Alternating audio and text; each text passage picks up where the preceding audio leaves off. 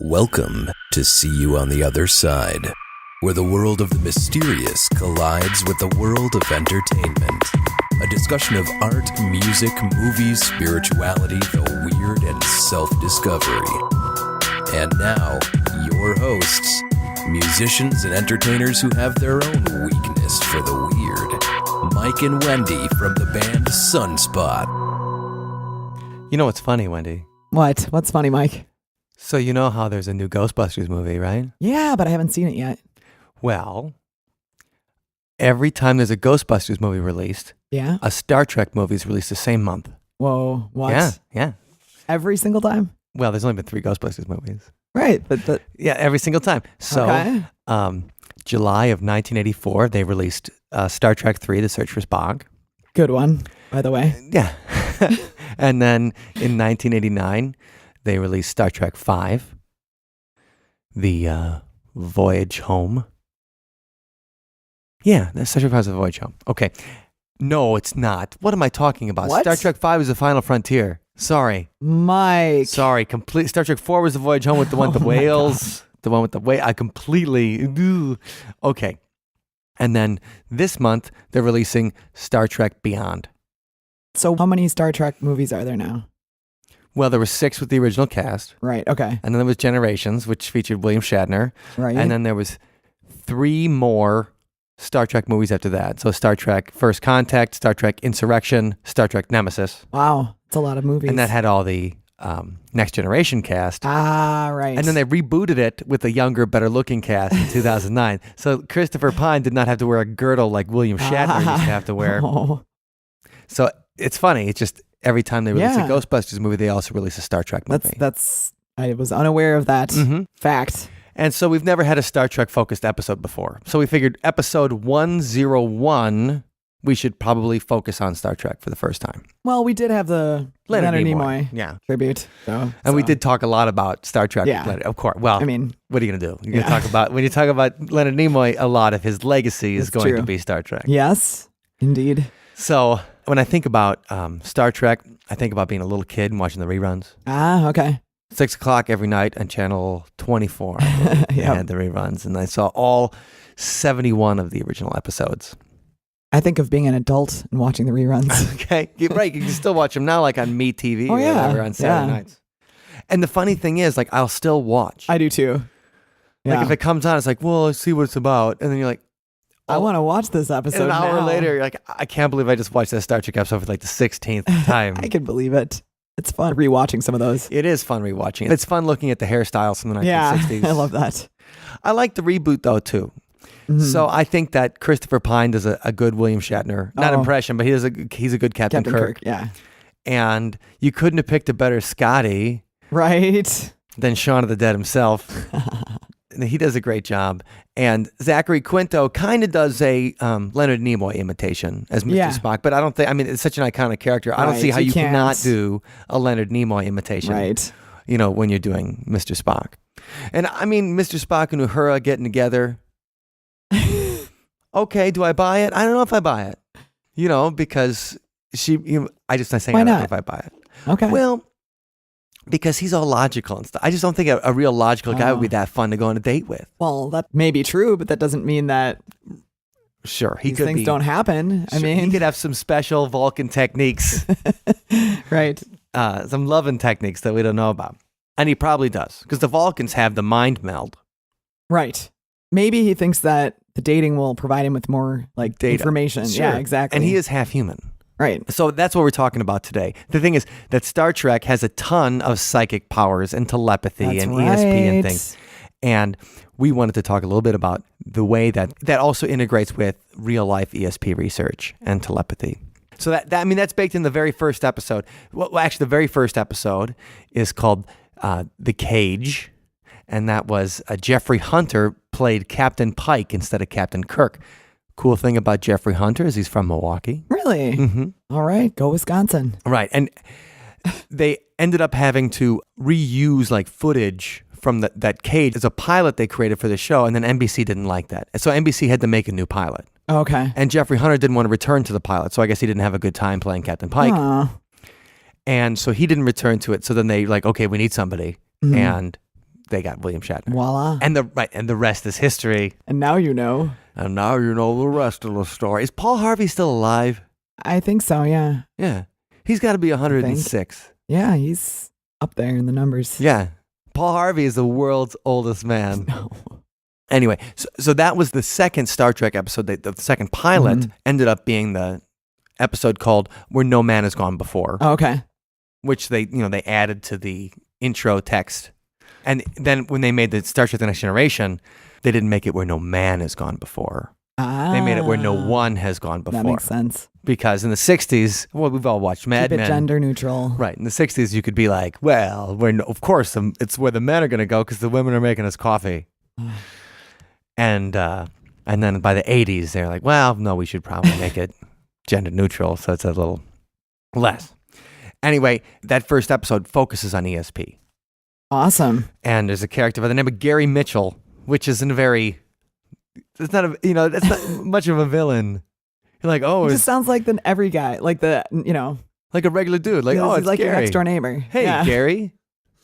Like, you don't What's think up? that Gary's going to have evil psychic powers that he can use on of you. course not. Gary's gonna get your mail for you when you're on vacation and water your Right. plants. Right. Gary Mitchell, he probably works in hospital billing somewhere, Right. which is more villainous than we're led to believe. Yes.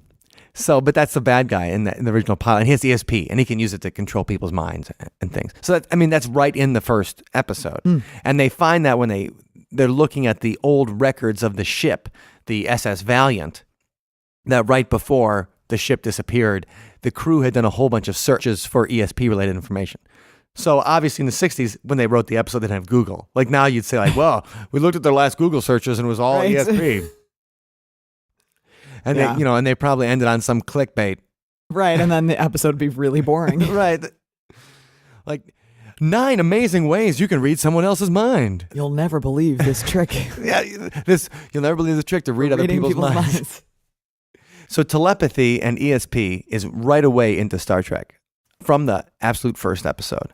And, Leonard Nimoy, interestingly enough, now listen to this. Listen to some quotes that he does before he goes on In Search Of.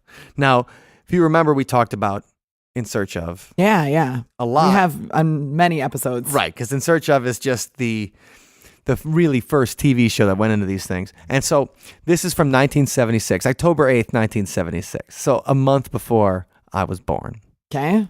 And this is in the Orlando Sentinel. And Leonard Nimoy is about to start In Search Of. Okay. And he goes, I believe everybody has ESP. And I certainly do. And reading from the article, and that's why he's happy to be hosting a new nationally syndicated TV program this fall called In Search Of, exploring ESP, UFOs, and related subjects. Cool. And he says, the new series will depict all kinds of unexplained phenomena, reincarnation, clairvoyance, faith healing, haunted houses, voodoo, the Loch Ness Monster, Bigfoot, and extraterrestrials, said the former Mr. Spock of Star Trek. Oh, man. Speaking about his own ESP, Nimoy said he once communed with the spirit of famed author Edgar Allan Poe. What? It happened when I was in Philadelphia and visited the house that Poe lived in. From the moment I entered, I could feel an intense energy drawing me towards one of the rooms. That's awesome. When I reached the study, the tour guide explained that it was the room where Poe had written his ghost stories. Poe's presence in the room was powerful. He didn't hear a heart beating, did he? I felt his mind was communing with mine, Oh. not in words, but in the tremendous will to overcome the darkness and coldness of the room.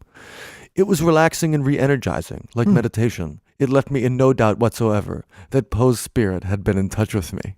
Wow. That's pretty, Right, he's sitting right there, like right out there. Like, I respect his honesty and his willingness to share such a personal right, because if you said that story today, like that. Yeah. like Perez Hilton would do a little drawing on your face, like making fun of you. Like, well, even back then, I'm sure people probably were like, what the? He's you really he's just pimping this show. He's trying to get attention for I it. felt Edgar Allan Poe's spirit communing with mine. It's pretty awesome.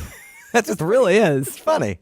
So, but the fact that Leonard Nimoy, Mr. Spock, the man who gave us the Vulcan mind meld, Right. And this is in real life, so it's not just, not part of this. I mean- So he believed in ESP, and he Yeah. certainly thought that he had it. yeah, cool. And that was an article I discovered. So we didn't find that during our Leonard Nimoy episode, but I just discovered that this week when I was looking up Star Trek and telepathy and how they do that. So, I mean, the mind meld is probably the best example of telepathy to do. So let me explain the mind meld to everybody in podcast land. So you usually only do it Vulcan to Vulcan. Okay. So it's not really supposed to be used on humans, even though every time you see Mr. Spock do it. Yeah. Like he's doing it on people. He's doing it on humans, not on aliens. And so basically he puts his hands on your head and then stares at you really intensely for like a minute. And then your minds meld. So he can pick up whatever you're thinking. Well, and vice versa. Yeah, and sharing thought, like you share memories. So the mind meld. So he can experience things that you've experienced from a personal, close standpoint. And you also experience what he experienced. I see. Okay. So one of the most famous times that he uses the mind meld is in the episode Mirror, Mirror, where they go into the mirror universe. Oh, right, right. And so in the mirror universe, so they're doing the transporter. And I assume that most of the people who are listening to this podcast have seen this episode because it's the most famous episode of Star Trek. And they do the transporter, and the transporter accidentally sends them to the mirror universe. So it sends them over, and so you get Goatee Spock, and Goatee Spock is evil Spock. And in the mirror universe, instead of the Federation being a wonderful, friendly union of planets, it's an empire. Ooh. So it's a Terran empire. So it's an Earth-based empire that takes over other planets, and they're more like the Klingons. They're more warlike. But he's got to explain to the, in the other universe, he's got to kind of show them that he's actually not crazy. I see. So he uses the mind meld to say, hey, I'm, this is not crazy. I'm from this other universe. Check this out. Where the Federation is peaceful and it's not an empire. Okay. And everybody's not all crazy. And because also the girls, the female officers in the empire dressed all sexy. The girls. Yeah, the ladies. Hey, ladies. So that's one thing, is that was better, I think. In the mirror universe, the ladies were dressed up sexy.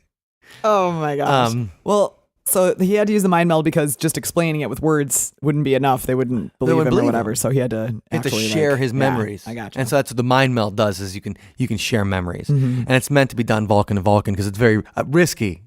Even though nobody's you can mess up brain cells and things like that. Even though nobody's brain ever gets fried from the mind meld. I mean, because could be an interesting. Yeah, like the brain got fried. That's it. So they use that in the mirror universe. So like the Vulcans are the ones that have a ton of telepathy. Yeah, that's they're cool. It's one of their interesting traits. Yeah, that's one of the best parts about being Vulcan, is that you also have like ESP and stuff. Yeah, you have no personality, but right, you're a bore.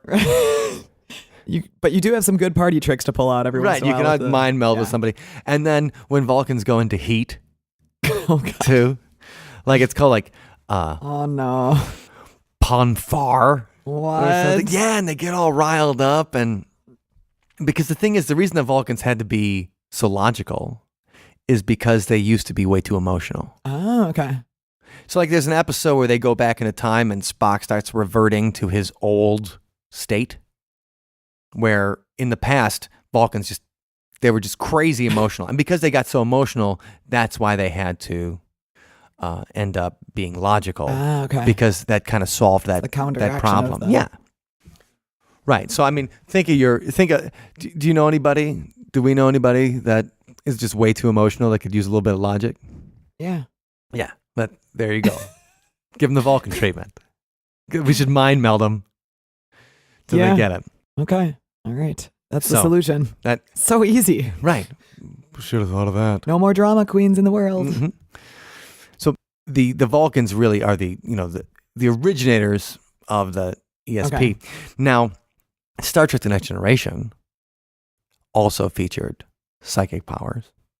In Deanna Troi, was an empath, and she was also half human, like Mr. Spock. Right. So Mr. Spock was half human. So Deanna Troi was half human. Okay. She was a Betazoid. And Betazoids have empathic powers. So they can feel people's emotions. Okay. And since we've been going to these paranormal conventions now, I've met people who've said like, well, I'm an empath. Oh yeah, no, I've talked to people on Twitter all the time that are So when they do that, do they tell I'm angry at them? Oh, you know my emotion, No, but we've all heard the term empathic, where you try to understand someone else's emotions. Mm-hmm. An empath is someone that can feel it, feel your emotion without just talking to you. Right. And then Counselor Troy could do it, and she could sense other people's emotions just over the monitor, like through the walkie-talkies or whatever. Right. Well, and over Skype. And people, and when you talk to mediums and empaths now, like when we talk to them on Twitter and everything, they're like, well, yeah, I do Skype readings all the time. Mm-hmm. And that always makes me curious. So how are they picking that up? Like if we try to take it as a scientific explanation. And so in the Star Trek universe, let me go into this real quick. They have these things called psionic fields. Okay. And it's psionic energy. And there is a scientific explanation for telepathy in the Star Trek universe. Ooh. So this is from the Memory Alpha telepathy article, and that quote's from Star Trek Voyager, which was an okay spin-off of Star Trek. So Star Trek science consultant and writer Andre Bormanis has revealed that telepathy within the Star Trek universe works via the psionic field. According to Bormanis, a psionic field is the medium through which unspoken thoughts and feelings are communicated through space. Some humanoids can tap into this field through a kind of sense organ located in the brain, like the paracortex. Okay. In the same manner that human eyes can sense portions of the electromagnetic field, telepaths can sense portions of the psionic field. So there is a energy that we can pick up on, that some people can pick up on. So that was their scientific explanation. So there's a physical medium that people can use to read each other's thoughts. Okay. So like we're sitting at a desk now, and I might be able to read your thoughts if I can read the psionic field. Ah, okay. Because we're sharing. It's like a river flowing through the air here. Yeah. Okay. So there's a medium with which we can do it. Transmit things. Like radio waves or things like that. Now, the reason I wanted to say that is because if you do think there's a scientific explanation to telepathy and ESP, then you would have to have some kind of physical medium with the way we understand things now. Yeah, exactly. And when you're a little kid, you'd be like, well, brainwaves or something. And in Star Wars, they have the Force. Right. Okay, so the Force exists and it explains everything. Right, pretty much. Yeah. Like it's the catch-all. Right. Like why can Rey in The Force Awakens just fly the Millennium Falcon like nothing? Right, because the Force. But the Force, duh. Why can a 9-year-old Anakin Skywalker beat the pod race? Right. Well, because the Force. Right, because the Force is strong in this one. And that's the whole idea. So there's a physical medium. And so that's the reason I want to bring that up is because when we talk about people communicating over Skype, so I can read you over Skype. Well, there's no... Well, maybe the medium can travel through the internet. Well, that would be the thing. Yeah, or maybe it's like, there have been experiments with telepathy where people are in different locations far away from each other sending messages, right? So, it's not that different from that. No, it's except you can see the person's face in real time, but... Well, I think the idea there, though, is that if we're talking about psychic powers in the Star Trek universe as a physical field, psionic energy, that we can use... And we try to use that explanation in real life. Obviously, I know that Star Trek's not real life. Like I do have 2 different Star Trek universes. Wait, are you going to tell me like Santa Claus isn't real next? What the heck, Mike? No, Santa Claus is totally real, but Crush Star Trek's my dreams. not. I know. Okay, I'm a jerk. All right. So that idea. And sometimes I think that like, well, if there is some kind of psychic energy, if there is some kind of medium, then it has to be some kind of physical explanation, because you can't just say magic. Like, well, why does this work? Well. Magic. Yeah. So it has to be some kind of physical medium through which it happens. At least that's the way that we need to explain it so that we as humans can understand. Right. With the laws of physics and nature that we have assigned to things. So. And that's why people talk about quantum entanglement. Yeah. Because they don't have to be even near each other. Right. Like those particles don't even have to be near each other. And they can still communicate. Right. And you can just think about things and that's cool. That happens. And so if what people say about quantum physics is true, well, how does that work? That's the problem. You don't know how it works. The Force. Right. It's got to be the Force. Or, and people talk about 0 point energy and they talk about quantum physics. And I think a lot of people that talk about quantum physics, take those particular experiments that show like, well, when you think about a result, it happens. And remember, this is happening not like I think about that pillow over there, like turning over, and I can think about that pillow and it will just turn over if I think about it hard enough. Even though when you're a kid. Oh, I used to try that all the time. Right? You Trying know, to move the pencil by staring at it and thinking. How many pencils have been unmoved by our minds over the past 30 years? And that's funny because when you think about the Force and you think about Luke Skywalker hanging upside down in the Empire Strikes Back in the Wampa's cave. Yeah. And then he uses the Force to get the lightsaber, and that's how he say it. And so that's the idea, like, because they show him concentrating. He's like, use the Force, Luke. And then he uses it, and then it comes flying over to him. So that's what we all tried to do. Yeah. But with these tiny, tiny particles, it works. Yeah, it does. And so I think people use that, and they're like, well, it's psychic powers. Okay, maybe not. Everything's on a scale, right? Right. So it's funny in the newer Star Trek. So in the Star Trek, it's not really a reboot. Okay. So the movie that's coming out is the third in the new Star Trek series. Oh, right. So J.J. Abrams, who directed the last Star Wars movie, and who gave us Lost. So his ideas were Lost, Person of Interest, and Fringe, which I thought was a great show. Yeah. Fringe was a great show. And he took those writers from Fringe, and then they developed the first Star Trek movie. And you could tell with his first Star Trek movie, he really wanted to make a Star Wars movie. Like what he wanted to do was make Star Wars. Yeah. But they gave him Star Trek. So he just did what he could with it. Yeah. He's made it as Star Warsy as possible. Yeah. And it's funny what they did with it, though, because so there was all this, and I admit I also was annoyed originally by a Ghostbusters reboot instead of a sequel. Yep.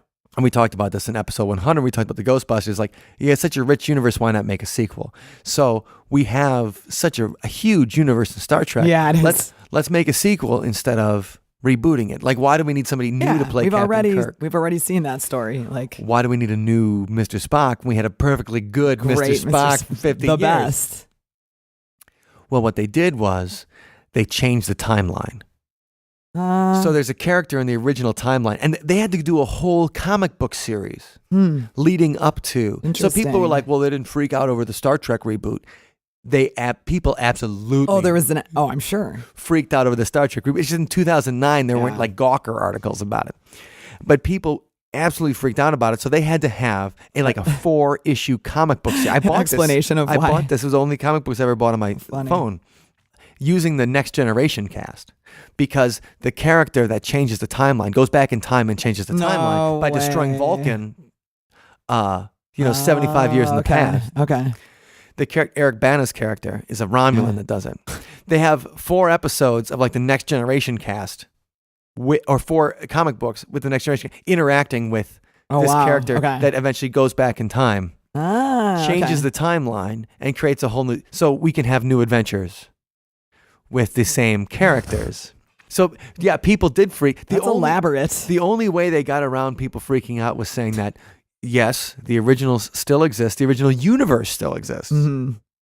This is an alternate timeline created. Man. Right. Talk about nerd stuff. Right. And most people didn't even realize that. They're like, well, everybody's freaking out. It's not what are they doing? What's going on? Okay. Excuse me. Sense. It's not a reboot, sir. It's an alternate timeline. We like to consider it. The same universe is still there. Untouched. Well, because Leonard Nimoy appears in both of the sequels. Okay. So he in Star Trek and Star Trek Into Darkness. That's right. I mean, I'm not going to try to spoil a 4-year-old movie now. Wow, I'm just saying. Here's how J.J. Abrams screwed up when they made the Star Trek Into Darkness. Because he said that they weren't going to remake The Wrath of Khan. Okay. And the Wrath of Khan has particular. That was one of the first movies I saw in a drive-in. Oh, wow. That's cool. For some reason, my mother had all these free tickets to a drive-in in the summer of 1982. So I think I saw The Wrath of Khan 3 times in a drive-in in 1982. It's great. And The Wrath of Khan, I mean, spoiler alert for a 34-year-old movie. Mr. Spock dies in the... Yeah, I know. I ruined it for you.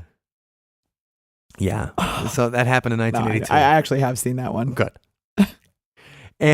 But I mean, so J.J. Abrams said when they made Star Trek Into Darkness, he's like, don't worry, we're not remaking the Wrath of Khan. Oh, okay. And Benedict Cumberbatch, Sherlock, was going to be the bad guy. And they said he was the villain, but he played a character named John Harrison. And J.J. Abrams was like, this is not the same. This is not Khan. Yeah. Like, don't worry about it. It's not Khan. Huh. And then everybody sees the movie. And it's Khan. It's Khan. Like, he doesn't just, it was like the worst kept secret that they were remaking kind of Wrath of Khan. And they take the most famous, emblematic of Star Trek. Yeah. And another reason it didn't make any sense is because in the original universe, there's an episode called Space Seed. Okay. And that's when they introduce the character of Khan. So in the 1960s, you have a whole episode. That's cool. And the idea of the movie is that they took a continuation from the TV series. I love that. And did it. It's very cool. But in the reboot universe, the alternate timeline, they didn't have the original episode. So things didn't make as much sense in the alternate timeline. So a lot of people hated Star Trek Into Darkness. Even the biggest Star Trek fans in the world. So Jeff, our old roommate Jeff, is the biggest Star Trek fan like on the planet. What about Andy? Andy's a huge Star Trek fan, but Andy's like a original series guy. Oh, okay. So he's like me. Like some people have their favorite Star Trek series. Like Ben, our guitar player, really likes Star Trek The Next Generation. Right. Yeah. And I do too. And Jeff really likes Star Trek. He likes Deep Space Nine. So that's how much of a, like, he's like hardcore. My favorite is Deep Space Nine. You're like, what? Like, I didn't even know those people existed. And I can see why people like Star Trek The Next Generation the best. But to me, I like the original brand. Yeah. The original series, Star Trek TOS, for me, is just my favorite. And I can rewatch those episodes. As cheesy or whatever they are. Probably because it makes me think about being a kid. Yeah, or nostalgia. But I think a lot of them still hold up. I do too. And right, because MeTV, like you'll be caught in it. You'll be like, oh, got it. I know it's Saturday night, but this is really good. Yeah. And you see them and they don't have all the special effects and everything, but the heart is there so much. Well, they redid a whole, for syndication, they redid special effects in all these old episodes. And, right. But I mean, you can only redo so, like... And even Star Trek special effects from the 1960s, even though it's some backlot in Hollywood or Burbank or whatever, and the skies are always orange, like it's always the same orange sky or whatever, they're still better than Doctor Who special effects. So even up to like 1989, the special effects on Star Trek from 1966, it make Doctor Who look like a high school production. Like they borrowed the wardrobe. Like, I think my mom's got some kind of mask she used for Halloween last year. And the Doctor Who's guy's like, we'll take it. No, bring the mask over. We need that. We need a monster for this episode. Nice accent. Thank you. So, why are we talking about? For Star Trek Into Darkness. And the thing is with Star Trek, I talk about it all day. Because it's my, I know. I love it. It's a very exciting topic. I love it. So, but Star Trek Into Darkness, so even... like Jeff, our old roommate. Yeah. And I'm going to tag him on Facebook so we talked about him in this episode because he loves it. And when Star Trek Generations came out, we were in high school. And were we seniors yet? Nothing, we were still juniors. Anyway, when Generations came out, we all wore a Star Trek uniform to school that day. That's awesome. Bet you guys were real popular among the chicks the cool loved kids. us. They're like, hey, who's that cool guy in the Next Generation uniform? That's me, baby. Forget the quarterback. That's the guy that I want to get to know. Right. You know what was the funny thing is that maybe about 10 years ago, one of our friends was touring through Madison, and she was a singer-songwriter, and she played at like a room of one's own or something like that. We have a feminist bookstore in Madison that has bands sometimes or singer-songwriters, especially when they're women. Right. Obviously, a room of one's own is based on an essay by a feminist that said like when we get a room of our own kind of thing. Anyway, go see her, and it was like a Tuesday or something, and then we go out for like a beer afterwards, and I'm talking about it, and some comes up, I'm like, I got a Star Trek uniform in my closet, and I'm like, that's cool, and she's like, my ex-husband had a Star Trek uniform in the closet, and I was like, you triggered some kind of a bad memory some for kind of bad her? memory. She's just Aw. like, my ex-husband had a Star Trek uniform in their closet. And I'm like, well, he wasn't as cool as me. That's sad to think that any kind of Star Trek thing could trigger a sad memory. Like, Right, as some kind of no, angry, to associate it with. Oh, that's sad. That's like, I hey. feel bad for her. All right, well, he sounds like, what's he doing tonight? Mike. Wow. Anyway, Yeah. so, but a lot of hardcore Star Trek fans hated Star Trek Into Darkness because they thought it veered too far away. I see. Because usually when you're a fanboy of something, or a fangirl now, like there's fan people now, like, then you love everything they put out. Right. Like I was yeah. a Doctor Who fanboy. Like in the, I would like whatever's cool with me, and it was Star Trek too, but they hated Star Trek Into Darkness. So this new movie, Star Trek Beyond, we'll see if what happens with that? right, because this is from the director of the Fast and the Furious. Ah, okay. So to get this meathead director in there, Justin Lin, who I'm sure has done some good work and stuff, and he did a couple episodes of the last True Detective season.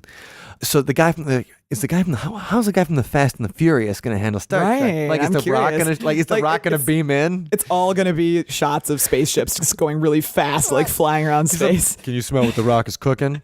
Like, Oh man. kind of thing. So we'll see what people think about Star Trek Beyond. But it's co-written by Simon Pegg, Scotty, and Simon Pegg, or I refer to him as Shaun of the Dead sometimes. Yeah. Still, even though I've seen every single thing he's been involved in, he's a pretty his geek bona fides are pretty secure. Oh, okay.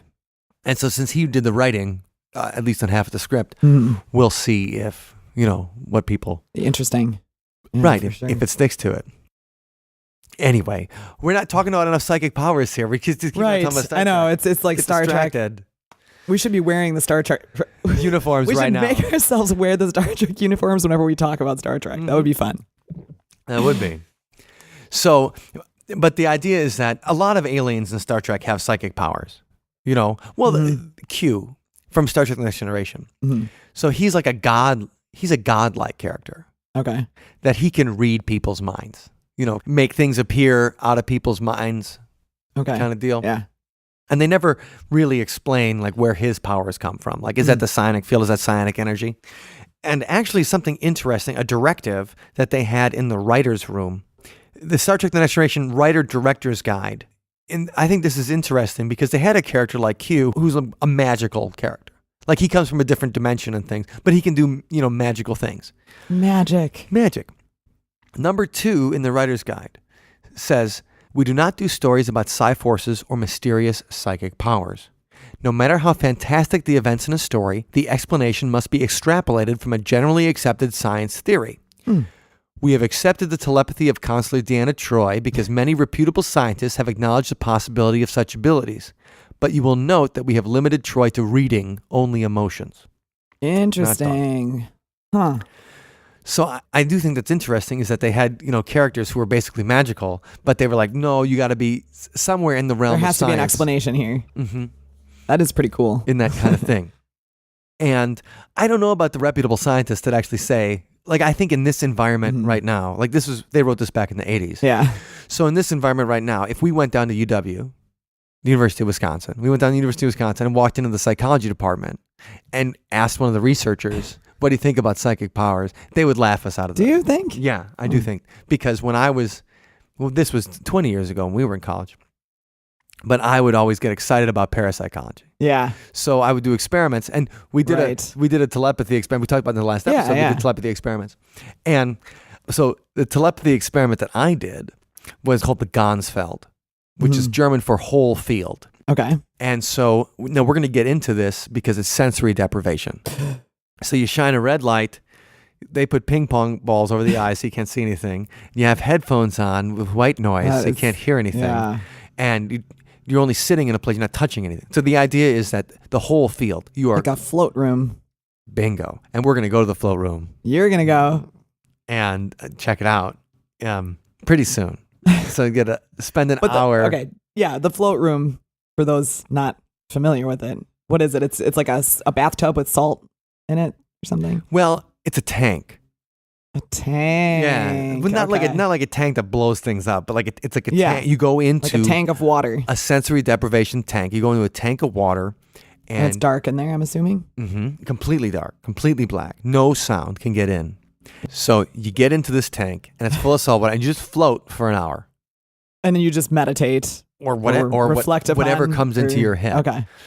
But the idea is that when people use this Ganzfeld sensory deprivation, the psychic images transmitted, or the things that they can pick up. Oh, yeah, because you don't have the distractions of all your senses picking up on things continuously. They statistically beat chance almost in every experiment. Wow. And that's the idea, that there is something there because they're beating chance. Right. And even in my experiment in college, we beat chance. So with 30 different participants. By what percentage did you beat chance? Like, was it a lot or was it just like slightly more than half, like the coin flip thing? It was like 40%. So like by chance, you would say it would be 25%, would be the only way. So by using statistics, extrapolated out to about 40% of the people were sending messages to each other psychically. That's pretty cool. Yeah. Well, you beat chance. Yeah. And when you have enough people and it beats, there's something there. Sample size is large enough, you can. And so that may be the reputable scientists they're talking about. Ah, okay. It was you. Well, it wasn't me, but most of this research is done in Europe. And that's where they're doing, I mean, that's why it's a German word, Ganzfeld. But now they have these sensory deprivation tanks where you can go and try them out. And you're going to do one. Yes, absolutely. I'll see how yours goes, then maybe I'll consider it. Well, I mean, what would you do for an hour if you couldn't hear, see? I don't know. I don't know what my brain would do. So the quietest room in the world. That's right, in Minneapolis, right? In Minneapolis. And I want to try that. It's like negative decibels. So crazy. And you can hear your own heartbeat and stuff. And it says that people can't handle it for more than 15 to 20 Yeah, minutes. because your brain is so used to having the continuous din of life going on around you. Right. As soon as you get the telltale heart, you freak out. Right? Like, whose I can heartbeat is that? imagine. Was it the heartbeat of someone I killed? But the float tank isn't that, I mean, it's not going to be that quiet. It's not that quiet, but it's still, there's no outside sounds coming in. So you just hear what's going, I mean, I guess you'll hear a lot of, I guess it sounds like somebody swimming. But you hear the water sloshing around and stuff. But the floating part's cool because you don't even feel the sensation of a chair, or gravity, like things that you're always used to having, some kind of something touching you, or so I think that's the kind of telepathy cool. that people send each other messages. So are you going to try to send somebody a message while you're in there? Or? I don't know, because it would have to be somebody else floating at the same time. Oh, yeah. But we're going to talk about sending people messages in a little bit, because there's also research done in Russia in the 1960s. And that research was that when people were in an alpha state. So we talked about alpha waves before in an alpha state in our episode about audio and how audio can the binaural beats. Binaural beats. Yeah.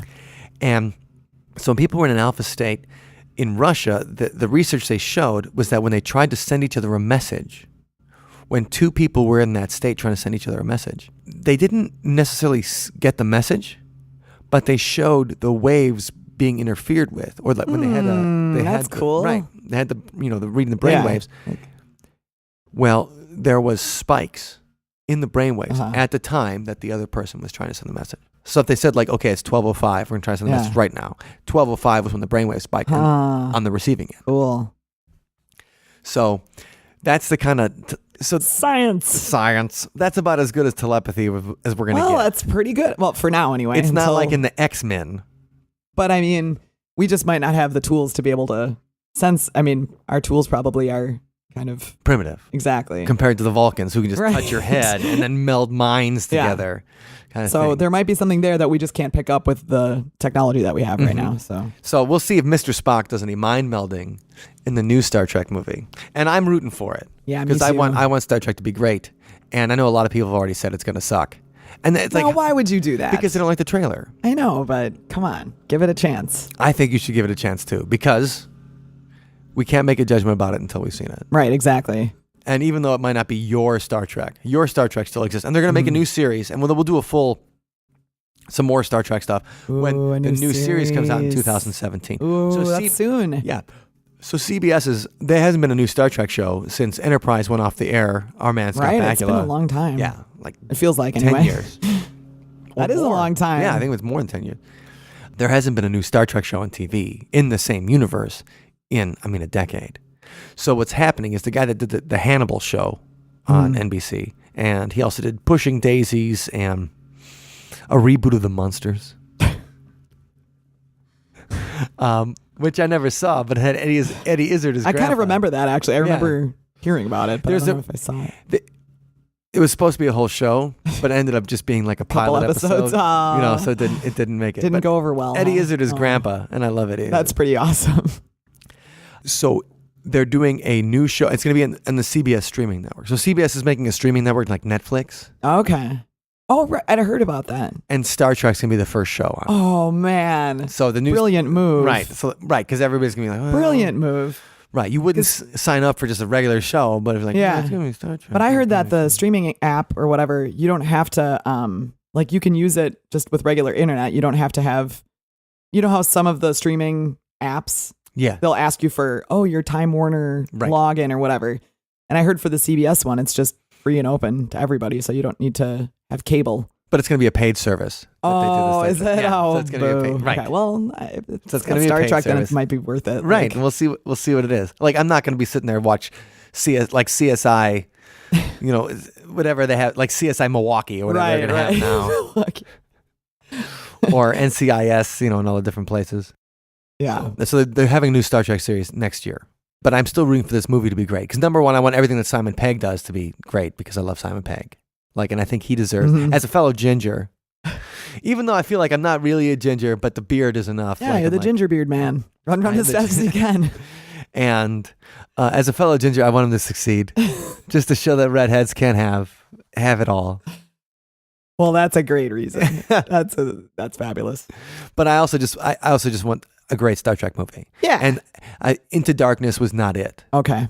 Didn't do it for you. Well, it wasn't bad. It's still it was cool. But the whole time you're comparing it to Wrath of Khan, Yeah. and it's just like, well, this isn't. Yeah. Where's Ricardo Montalban talking about rich Corinthian leather? So, Star Trek Beyond. I don't know if it's going to have any psychic powers in it because I really don't know anything about the movie except Okay. it's directed by the Fast and the Furious guy. Yeah. And The Rock makes a cameo. Well, that's going to be exciting. The Rock doesn't make a cameo. That's just I want to start that rumor right now that Nice. The Rock has a cameo in the new Star Trek. But it's still exciting to even not know much about it. Just to go into something and not and Completely. just ready for the let's go. Well, speaking of celebrity, they did do a celebrity cameo in Star Trek 6. Oh. Probably one of your old crushes, Christian Slater. Oh, of course. Christian Slater was a big Star Trek fan, and they have him in Star Trek 6, which was the last movie they made with the original cast. Oh, And okay. because it was the last movie they made with the original cast, they even had all of their signatures appear on the screen Oh. at the end of the movie. It was kind of a nice send-off. Yeah. Because now, DeForest Kelly is dead, Bones, Wow. and Leonard Nimoy is dead. But everybody else is kind of still holding on. Oh, no, James Doohan's dead too. Scotty. But Nichelle Nichols, Uhura, and obviously William Shatner is going to be, he's going to be around till he's, Yeah. he's Let's hope. like 84. Yeah. You know, Still going strong too. Yeah. He's like the Betty White of right? like the male version of Betty White. The Betty White. No, that's a horrible image. No, he's the Betty White of guys that wear wigs. And so in Star Trek 6, Christian Slater shows up just to deliver a message Okay. as an ensign or whatever. Yeah, He shows up. that's and awesome. Hey, it's Christian Slater. What's great? And so celebrity cameos Just drops in there. Yeah, so you can't just say well, it's a stunt cameo because All right. they did it in the original. Huh. So we'll see. But something we were talking about before was alpha waves. Yes. So I think what we want to do this week is set up our first listener experiment. Whoa. Our first telepathy listener Okay. experiment. All right. So this week, instead of writing a song, Mhm. Like a pop song. right, this is more of a kind of a meditation track Okay. that uses the binaural beats to get you in the alpha state. Okay. And some of the melodies are inspired by Star Trek. So there'll be Oh, some soft yay. melodies in the background that are inspired by Star Trek. So what do we want them to do? Do we have specific instructions for the experiment or? Well, I think what we should do is have people try to send each other a one-word message. Okay. So take either a one-word message or a picture. I'm not sure yet. But if we put the picture up, like let's stick it to the one word message. Okay. And it's going to be 5 minutes of alpha waves.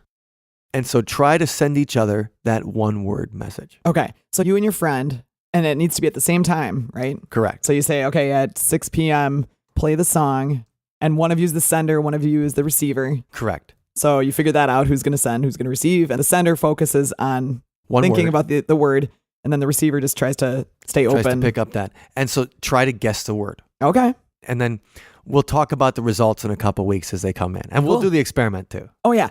And let's put the instructions in the show notes at othersidepodcast.com/101. Episode 101 Yeah. already. Wow. On our second. We say that about every I know. It still blows. My mind is mind blown. We've talked about a lot of different things. Mm-hmm. 101 to be exact. Well, actually 102 because we had an episode 0. So You know, lest we forget. and right. And it was funny. We're talking about this week, like, oh, should we just use an old, song we wrote for the podcast? And I'm like, oh, well, let's see. Do we have any songs inspired by Star Trek? Oh, God. Yes. Like a ton. Like, I guess I didn't realize. Number one, the slingshot effect Oh, right. Yeah. is based on the slingshot effect. Yeah. And they use that in the original series. They Yeah. do the slingshot effect to go around the Oh, yeah, all sun. the They go time. back to the 1960s. Then in Star Trek 4, The Voyage Home, they use the slingshot effect to go back to save the whales. Mm-hmm.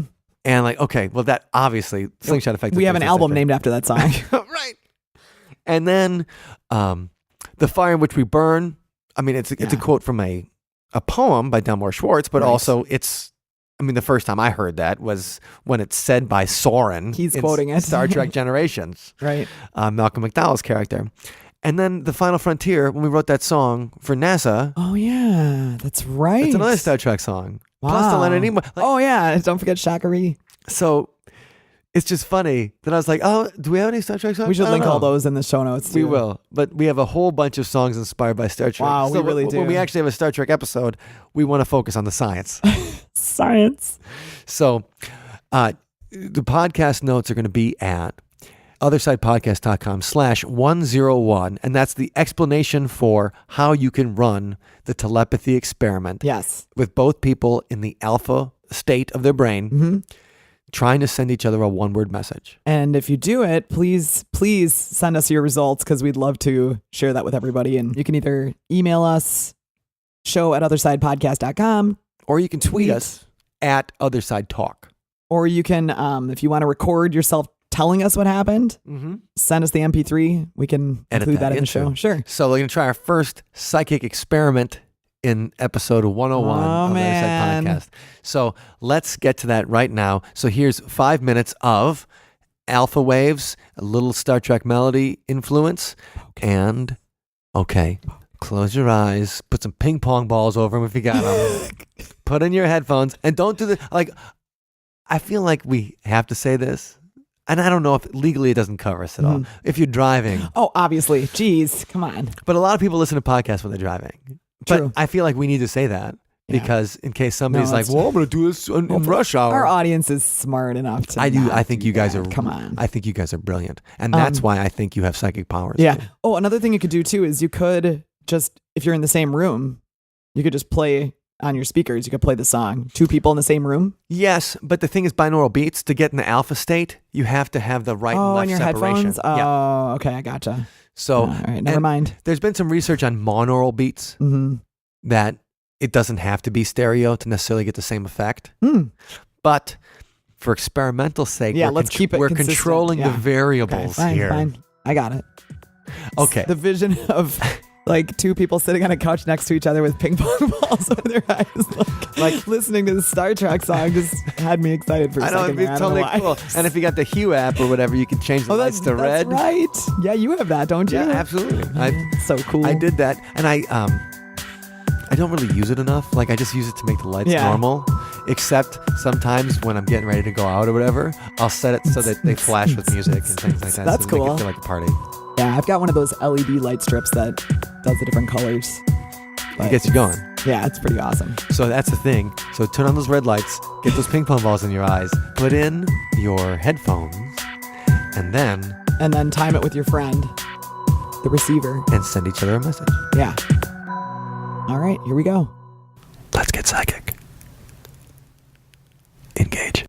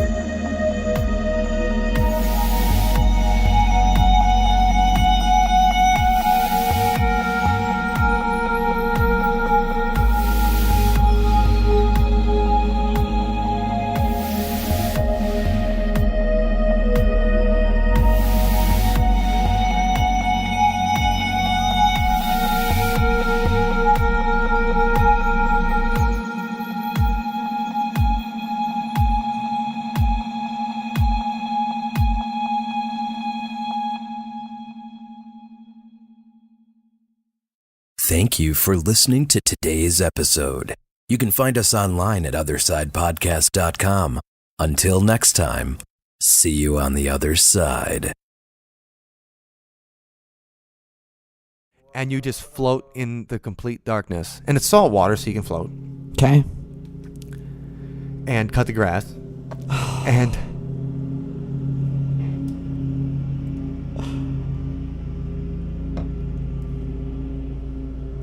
There's not that much grass right over here. He's got to go by quick. I swear, every time recording.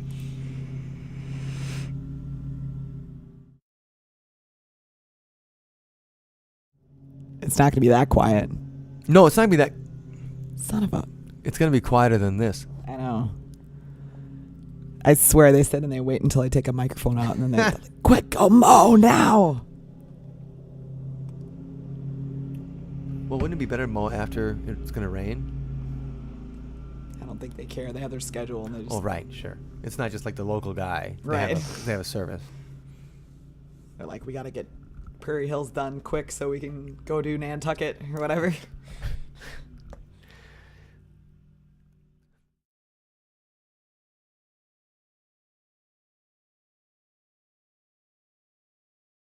Bring the mask over. We need a monster for this episode.